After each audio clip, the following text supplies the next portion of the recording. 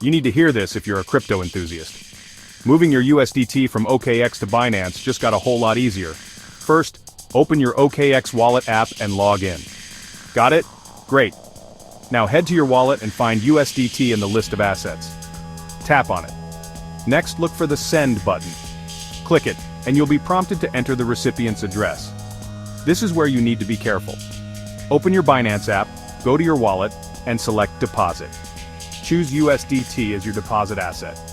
Binance will then give you a deposit address. Copy this address carefully. Head back to your OKX wallet and paste the Binance deposit address into the recipient field. Double-check the address to make sure it's correct. Now enter the amount of USDT you want to transfer. Hit Next, and you'll see a summary of the transaction. If everything looks good, confirm the transaction. Here's the important part. You'll need to enter your seed phrase to authorize the transfer.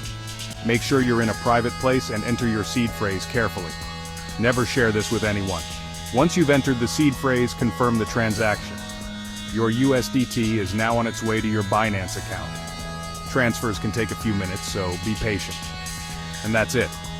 Transferring USDT from OKX to Binance is that simple.